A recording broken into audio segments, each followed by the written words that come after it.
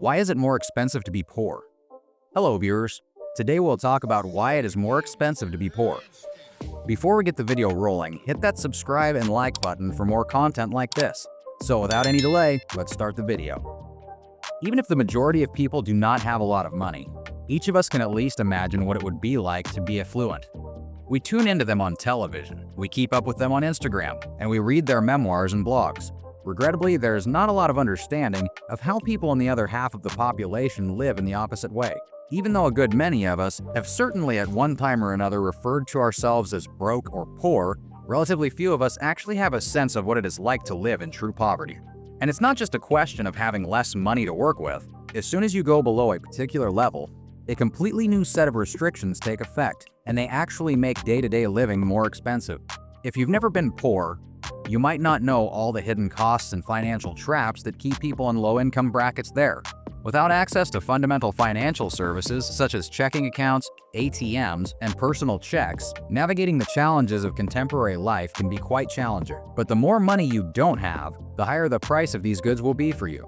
The reason for this is that banks make their money by piling on interest charges on the money their customers deposit. Therefore, if the balance in your account is too low, which is often below $1,500, they will no longer consider you a profitable client and will require you to pay a monthly charge in order to make use of the most fundamental aspects of the services they provide. And God help you if you go below zero, since each overdraft incurs a charge of roughly $35.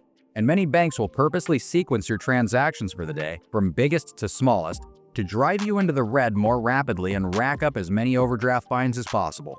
If a bank is ever willing to provide you with credit at all, it will be on the conditions that are far less favorable than those that would be offered to someone with a lot more positive financial history. You will have to pay an increased amount for interest each month, and any late payments will result in additional fines and costs. Even cash might become more expensive when one doesn't have sufficient amounts of it. This $3 cost is equivalent to a 3% service charge if you withdraw $100 from an ATM that is not part of your network. However, if you can only withdraw $20 at a time, you are effectively paying a 15% fee just to access your own money. When everything is considered together, this indicates that a person with fewer financial resources may wind up spending hundreds or even thousands of dollars annually on things that those with more money are able to obtain essentially for nothing. It should thus come as no surprise that a significant number of people living on low income eschew banks entirely. Nevertheless, even this solution comes with significant drawbacks. If you don't have a bank account, it will cost you more money to cash your paycheck. The purchase of a money order to pay your power bill will cost you money. What would you do in that situation if the payment was due in only a few days? You have two options. Either you pay the late charge, or you send it by FedEx, which is an additional price that someone who has a debit card and an internet connection doesn't ever have to worry about. If you think of dealing with debt from credit cards as a hassle, you should count your blessings that you've never had to deal with a payday lender or a lender that takes a title to a vehicle. These companies are frequently the only option available to those who do not have credit cards, despite the fact that their interest rates can reach up to 800% per year. Not only does it cost more to borrow and spend money, but things that you buy with it are sometimes more pricey as well. If you have to feed a family on a limited budget, buying in bulk at a grocery store is typically the best option. Nevertheless, this is an alternative that many individuals who are economically disadvantaged do not have access to. Even if they had enough cash on hand to buy enough food for a week's worth of meals in a single trip, how is someone who relies on public transit meant to bring all of that food back to their house? On their lap when they rode the bus? People who live in these so-called food deserts frequently lack the mobility to cruise around town bargain hunting because large food retailers, the kinds that have enough purchasing power to offer low prices, are notorious for avoiding poor neighborhoods. Large food retailers have enough purchasing power to offer low prices.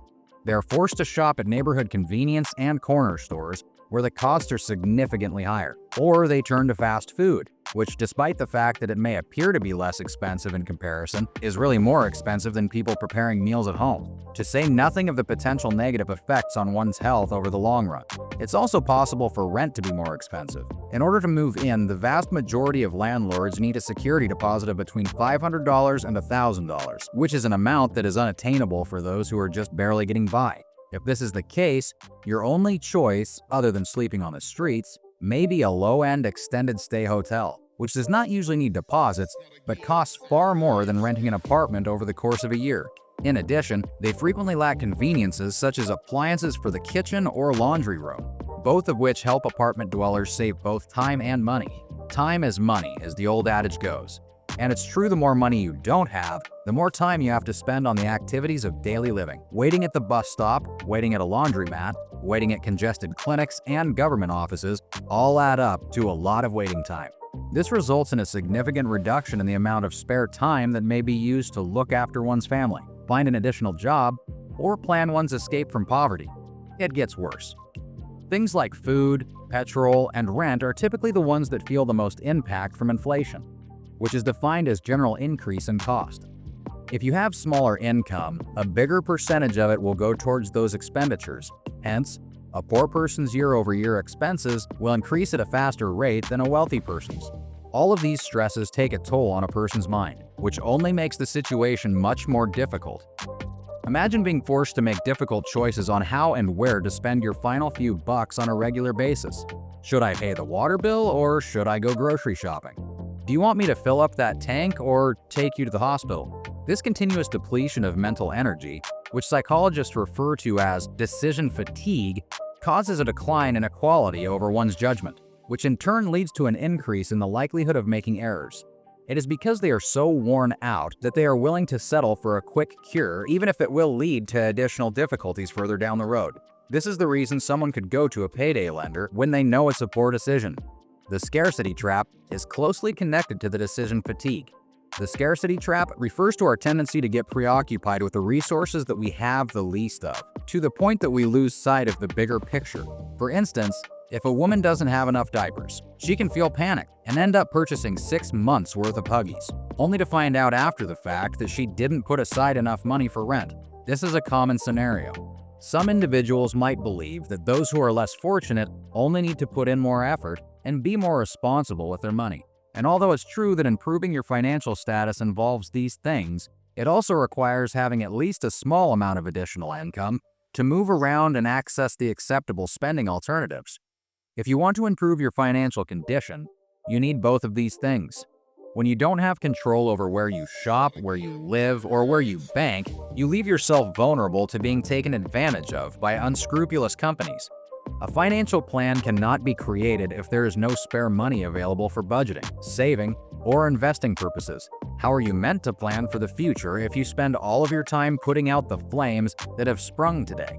When you next refer to yourself as broke, keep in mind that having even a tiny bit of wiggle room is preferable to having none at all. If you're working to better your financial condition, this might be the deciding factor in how successful you are. Therefore, if you have any wiggle space, you should be appreciative of it and not throw it away. And that sums up our 2 cents worth. Simply skipping one payment might easily lead to a deep hole of financial trouble. Have you ever been in a similar situation?